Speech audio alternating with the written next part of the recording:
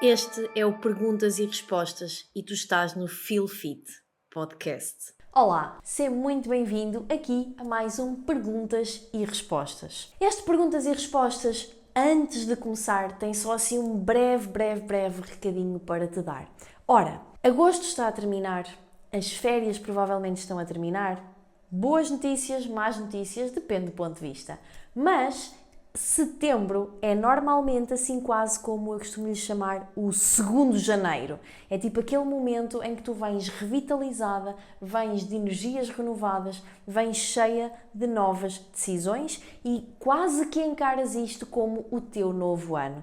Então, sabendo disto e sabendo que eu te posso ajudar, as inscrições para o desafio de 30 dias vão voltar a abrir já muito em breve. Então, eu ainda não tenho data para te dar, mas aquilo que eu te posso dizer é que fica atenta porque garantidamente durante a próxima semana tu vais ver as inscrições abertas. Será para começar logo no primeiro dia de setembro, isto é, no primeiro dia útil de setembro, ou seja, logo no dia 2 de setembro, para tu começares, não perderes essa motivação, não perderes essa tesão do mijo que vem cheia de vontade das tuas férias e tu já sabes, vou adiar mais uma semana, mesmo que ainda estejas de férias, inscreve-te, porque assim que vieres, retomas logo a 100% e assim já não há como adiar.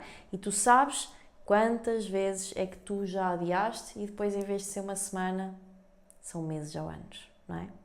Então, fica atenta ao longo da próxima semana nas minhas redes sociais, Instagram, Facebook e também aqui ao Perguntas e Respostas, porque no da próxima semana seguramente que as inscrições já estarão abertas e terás aqui então o link para fazeres esse teu registro, essa tua inscrição e começares então este teu novo ano em grande. Ora, posto isto, vamos então às perguntas da semana? Primeira pergunta diz: ultimamente tenho sentido muitas dores nas canelas, nas caminhadas ou corrida, mesmo com aquecimento. Só passam depois dos primeiros 2 ou 3 km. Ideia do que possa estar a causar? Ideias para atenuar? Obrigada. Sim, muito provavelmente, ou melhor, muito provavelmente não, é 99% de certeza canelite. O que é canelite? Ora, tal como todas as coisas que acabam em ite, é uma inflamação aguda, ou seja, não é nenhum problema patológico, não é nenhuma doença, não é nada disso, é simplesmente ali uma inflamação da tua canela no momento e que te causa essa dor. Dor que, em determinadas situações, quando é mesmo extrema e quando a pessoa força e continua a forçar muito tempo, pode mesmo acontecer a pessoa ficar com as canelas pisadas, tipo, parece que o osso quer furar a canela, né? Tipo uma dor desconfortável na canela. Ora, isso pode ter a ver com inúmeras questões. Pode ser excesso de stress, ou seja, o que é que isto significa? Excesso de caminhada ou corrida, ok? Para a preparação que tu tens atualmente, está bem? Então, se tu, por exemplo, aumentaste muito a frequência das tuas caminhadas ou só caminhavas e começaste a correr várias vezes, ainda que tu não sintas qualquer outro tipo de condicionamento, do género, mas o meu pulmão aguenta. Tipo, ok, mas tens que preparar todas as estruturas. E ainda que tenhas capacidade, toda a adaptação deve ser feita de forma gradual, precisamente porque, lá está, uma pessoa, imagina, no primeiro dia de ginásio, ela tem força para levantar, se for preciso, 3 vezes ou 4 vezes mais peso do que aquilo que levanta na realidade. Mas se ela fizer isso, ela vai causar demasiado dano ao corpo, aos músculos, às estruturas e não vai conseguir recuperar. Então tudo deve ser progressivo e o mesmo serve então para as caminhadas e para as corridas. Então pode ser por aí. Aquilo que eu te aconselho nesse sentido é voltar um bocadinho atrás até ao ponto em que não te causa dor, do género, sei lá, de repente começaste a ir caminhar todos os dias 10 km e 2 das vezes até corres. Ok, então vamos voltar um bocadinho atrás, das duas uma, se queres ir todos os dias, vamos baixar isso, tipo, sei lá, para 6, por exemplo, e ver se continua ou não continua. Se não fazes questão de ir todos os dias, ok, vamos manter os 10, mas vamos então experimentar ir um dia, descansar 2, um dia, descansar 2 e ir intercalando dessa forma. Pode ser também por outras questões, pode ser efetivamente pela fraca qualidade da tua passada, ok? E isso também acontece, e depende, mas eu não mudei nada.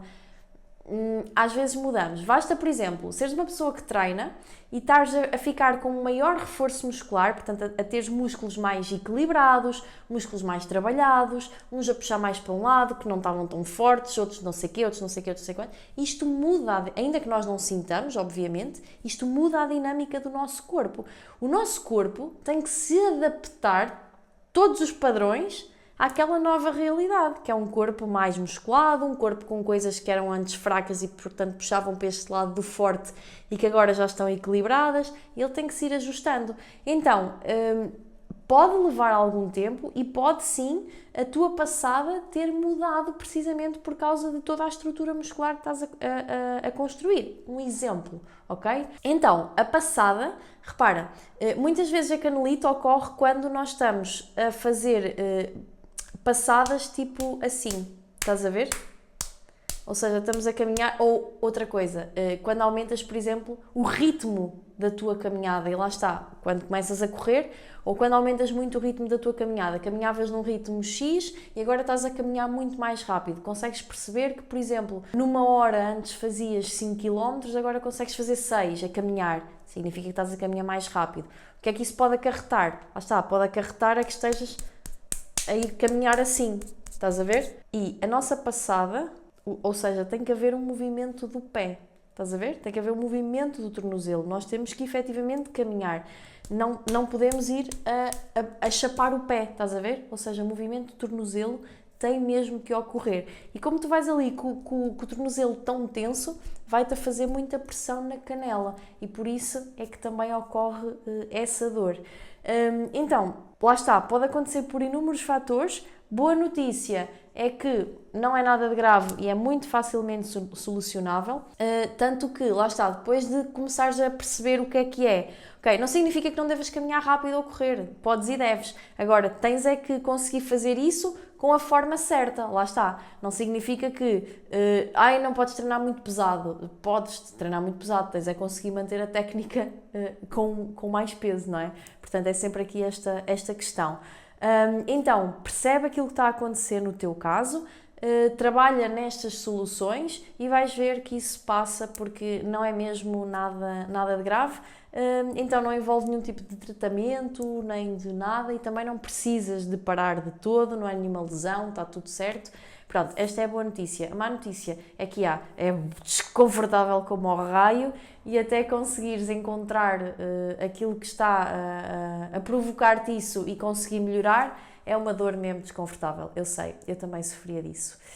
Mas pronto, é isto. Próxima pergunta diz o seguinte: como diferenciar linfedema, celulite e retenção de líquidos? Ora, linfedema e retenção de líquidos podem ser confundidos, ok? Agora, a celulite não tem muito aqui a ver para a questão. Mas vamos então falar dos três, do que é que são os três. Ainda que tenham algumas coisas em semelhança, eles são três coisas muito diferentes. No sentido em que linfedema tem a ver com uma disfunção do sistema linfático. O sistema linfático é aquele que é responsável por nos conduzir determinadas coisas, não é? Proteínas e células ao corpo. Então, é uma coisa muito mais interna de sistema, ok? Do que a celulite ou a retenção de líquidos. A retenção de líquidos é uma coisa superficial, é uma coisa externa, ou seja, é uma coisa que está aqui por baixo da nossa pele, estás a ver? Está imediatamente aqui. Ou seja, não está lá por dentro, nos sistemas, estás a ver? O linfedema também é então esta incapacidade, ou é tipo uma obstrução, estás a ver? Imagina, tens tipo assim sistemas, não é? Veias, canos, cenas, não é? Onde está tudo assim a correr. Imagina que, pronto, tens assim as coisas, não é? A correr-te e por algum motivo entopa aqui alguma coisa. Não vai conseguir correr tão bem como nos outros sítios, não é? Então, o que vai acontecer é que vai-se acumulando, não é? E vou ficando aqui com um inchaço. Claro, não é uma coisa assim como eu estava a fazer, mas pode criar aqui um inchaço nesta zona. Agora, vai ser sempre numa zona específica, porque é na zona onde há a obstrução. O mais comum é que aconteça efetivamente nos membros inferiores e daí algumas pessoas poderem confundir com retenção de líquidos. Ainda assim, pode acontecer em qualquer parte do corpo, mas lá está. É uma questão muito mais profunda do que superficial, como é o caso da retenção de líquidos. A retenção de líquidos, por sua vez, é o quê? É precisamente a retenção de água, não é? Portanto, não tem nada a ver com células, nem com sangue, nem com veias, nem com estruturas, nem com sistemas, nem com nada. Água que se encontra ou fica acumulada entre a nossa pele e o nosso músculo, ok? Portanto, não é nada interno, está aqui tudo muito à superfície. A retenção de líquidos ocorre no corpo inteiro, não é num sítio específico, percebes? O linfedema só fica inchado naquele sítio determinado onde está obstruído, porque tudo o resto corre normal, não é? A retenção de líquidos não, ela é feita, ocorre pelo corpo inteiro. Como é que tu podes ver se tens retenção de líquidos? A forma mais simples é, estás a ver o teu dedo? Tipo, carrega e tira. Estás a ver quando tipo ficas assim com uma marca bué da branca e tipo demora assim bué de tempo a voltar a ganhar cor? Isso é retenção de líquidos, ok? Agora, quando fazes e, não acontece nada, não há aguinha nenhuma aqui. Podes fazer isto nas pernas, podes fazer isto nos braços. Portanto, vais notar que há sítios onde, por exemplo, se eu fizer agora aqui nas pernas, ok, não demora muito tempo, mas enquanto que aqui não acontece nada, nas pernas demora um bocadinho até ficar com a cor normal. É tipo, ok?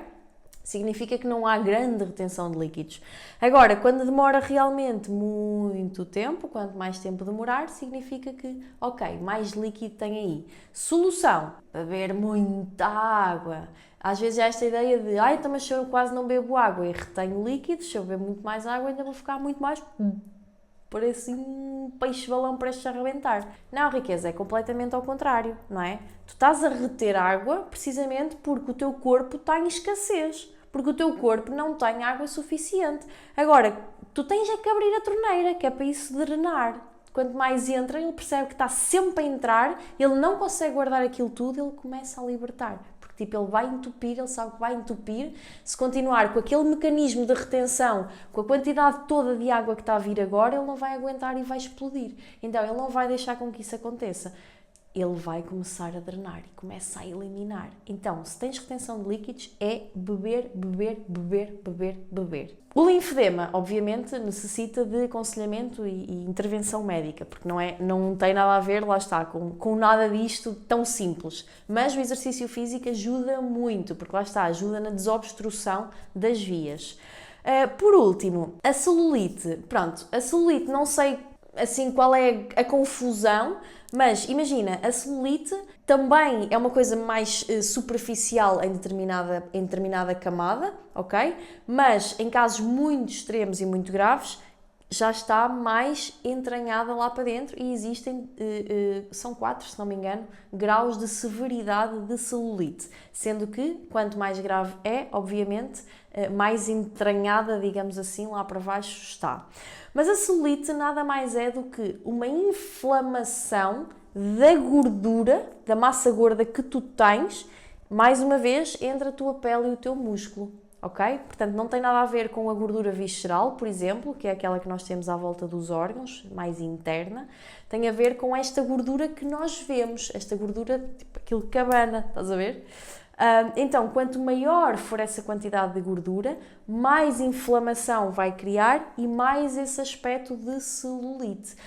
Não sei se tu já viste alguma vez uma imagem do que é a gordura versus aquilo que é o músculo, e se tu nunca viste, eu aconselho mesmo a ver, porque é engraçado, para tu teres uma noção visual da coisa.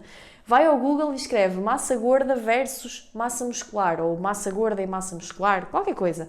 Vai-te aparecer uma imagem e tu vais perceber logo o porquê do aspecto da celulite. Porque A gordura é tipo simples, é tipo aleatório, de género, não tem forma, estás a ver? Os músculos é diferente, porque os músculos têm uma origem, têm uma inserção, têm uma determinada forma e é tipo superfície lisa, estás a ver? É tipo, é superfície magra, é lisinha. A gordura é tudo tipo, tudo super aleatório, imagina um papel amarrotado, roupa amarrotada e o caraças, aquilo não tem assunto nenhum, não tem um padrão, então tipo aquilo fica para lá enfiado e é tipo, olha, uma mala, por exemplo, uma mala de viagem. O músculo seria uma mala de viagem toda arrumadinha, com a roupa toda direitinha, passada a ferro e o caraças. A gordura é tipo, pegas na mesma roupa e pegas naquilo tudo e pimba, espetas lá para dentro. Calha como calhar, fica com a forma que ficar, percebes? E a mala fica toda cheia de coisas. Pronto, então a celulite prende ou transparece, não é?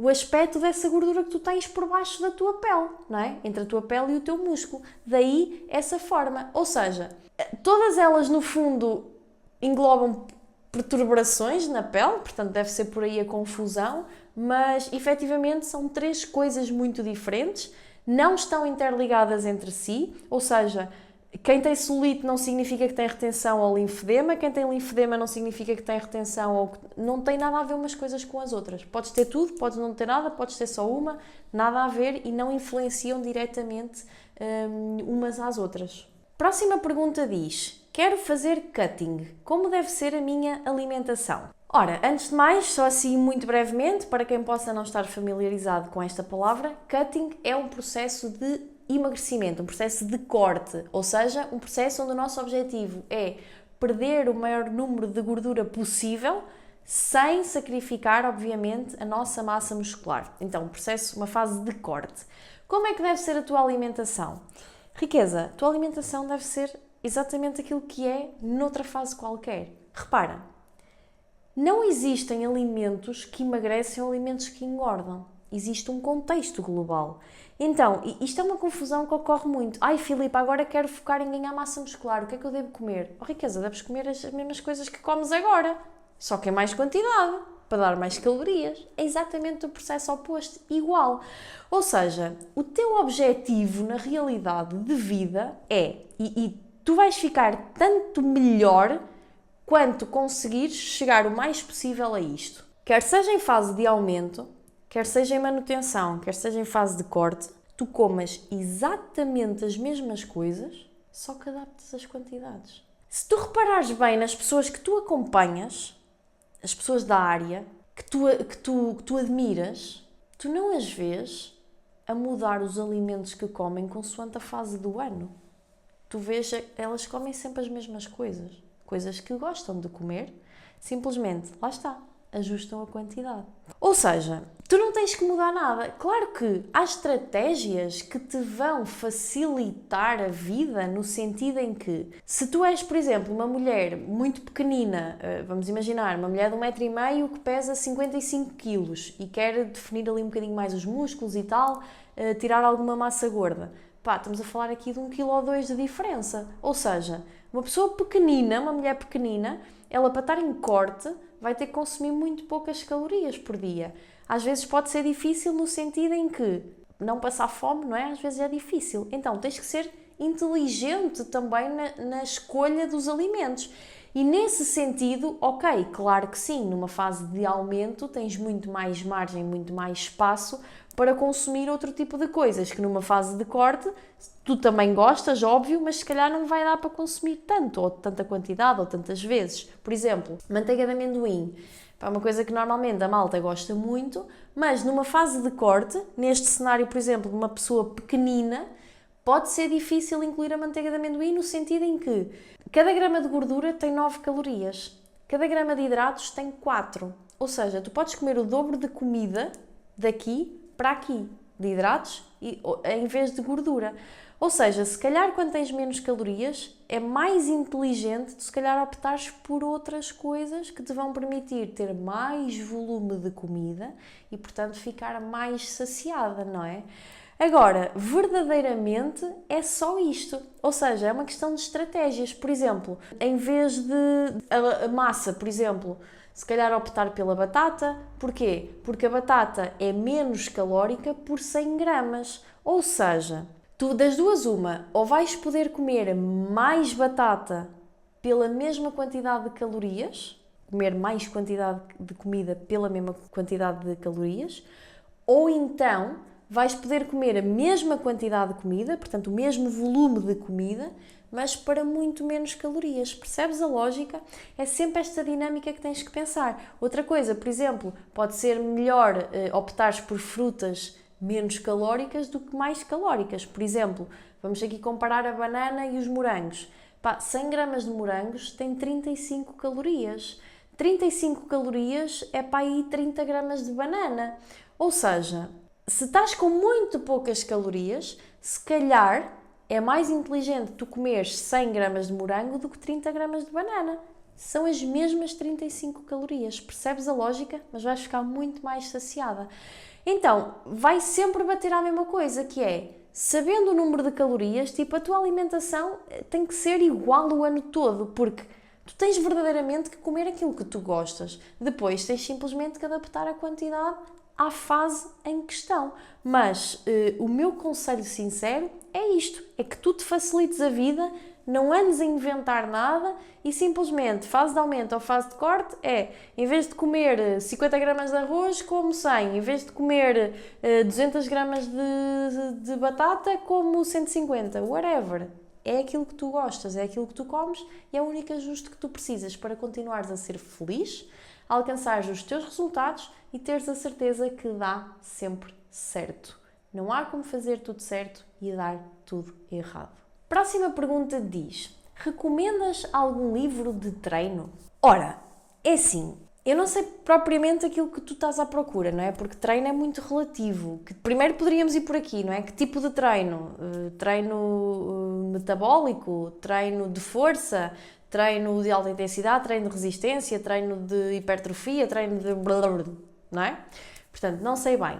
Ainda assim, vou-te ser o mais sincera possível. Mesmo na faculdade, não há assim grandes livros de treino no sentido em que ou são muito técnicos, livros extremamente técnicos, no sentido de anatomias, fisiologias, portanto, coisas assim mais de ciência, digamos, do que propriamente coisas práticas. As coisas práticas que há depois são, das duas uma, ou já estão completamente desatualizadas porque já são antigas, ou então são coisas muito específicas para determinados desportos.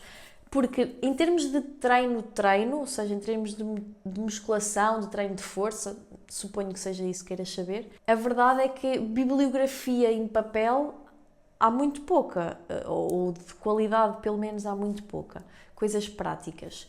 Então, aquilo que eu te aconselho, o livro assim que eu te aconselho de caras, que engloba tudo isto, ou seja, é atualizado, é ao mesmo tempo muito prático, é técnico, mas é de fácil compreensão por qualquer pessoa. É um livro que transcreve de forma perfeitamente e brilhante coisas técnicas e teóricas, com super aplicabilidade na prática e que consegue mesmo ter uma linguagem muito simples. Eu não tenho a certeza se existe em português, eu não sei se há tradução. De qualquer das maneiras, compra em inglês, há em PDF, online, eu penso que é a forma mais fácil de arranjares, que é do Eric Helms, ok? Portanto, Eric, E-R-I-C de cão, espaço, H-E-L-M-S, ok? E o livro chama-se, ele tem dois na verdade, que é um da parte de treino e um da parte da nutrição, eu recomendo-te os dois, mas mais especificamente então na parte de treino, são as pirâmides do treino. E tens então a da nutrição e a de treino. Pronto, é assim tipo o livro que eu te aconselho. Não sei se é bem aquilo que procuras, se é aquilo que procuravas, foi alguma coisa mais específica. Depois envia-me mensagem privada que eu também tento, dentro do meu conhecimento, obviamente, direcionar-te para outro tipo de conteúdo se não for bem isto aquilo que tu procuras. E a última pergunta de hoje diz-nos: como disfarçar a celulite? Ora, lá está, mais uma vez, isto eu estou farta de dizer, a qualidade da resposta depende muito da qualidade da pergunta. E a maior parte das vezes nós não obtemos a resposta certa, ou a resposta que procurávamos, ou a resposta que queremos, porque nós não sabemos perguntar. Nós não sabemos fazer a pergunta certa. Eu podia simplesmente responder àquilo que tu me perguntaste. Como disfarçar a celulite? Pá, existem inúmeras formas de disfarçar a celulite. Eu não sei se funcionam ou não, mas dizem que pôr laca no rabo funciona, é verdade. Imagino que vocês estejam a fazer a cara que neste momento a pessoa que está atrás da câmara está a fazer. É verdade, é um facto. Eu sempre ouvi isso. Só assim para contextualizar, eu quando era miudinha fazia desfiles. E tipo, nos camarins desses ambientes de desfiles, vocês veem toda a gente a pôr laca no rabo. Se funciona ou não, eu não sei. Não sei. Mas pronto, dizem que sim. Outra coisa também, meias de vidro. Portanto, também disfarça, não é? Uma perna dentro de uma meia de vidro é diferente e mais lisa de uma perna fora de uma meia de vidro. Agora, lá está. Isto é tudo coisas para disfarçar. Usar roupas mais largas também disfarça. Agora, eu acredito que tu verdadeiramente não quisesses perguntar como disfarçar. Porque disfarçar é tipo disfarçar, género. Não vais resolver o problema, não é? Eu acredito que tu queiras mesmo perguntar como é que eu elimino a celulite? E aí já é outra questão, ok? Ainda assim, não sabendo se foi isso que tu verdadeiramente perguntaste ou quiseste dizer ou não, pronto, fica aqui as dicas da Filipa de como disfarçar a celulite. Vou-te dar agora... Coisas que parecem óbvias, mas não são assim tão óbvias, porque se fossem óbvias não havia destas perguntas. Então, recapitulando. Ora, alimentação ajustada e equilibrada. Ok? Não cortar macronutrientes, nomeadamente hidratos de carbono. Riqueza, tu precisas de hidratos de carbono porque tu precisas de construir massa muscular, porque tu precisas de dar esse aspecto pomposo ao teu rabicho e às tuas pernocas. Caso contrário, vai ficar sempre ali tudo bluco. E, não é? Imagina, tipo, a pele vazia. Ela assume a forma que assumir e os buracos vão estar lá sempre. Então, tu precisas de construir essa massa muscular para que fique esticado. Percebes a ideia? Quase como se fosse tipo um pano. Estás a ver? A lógica.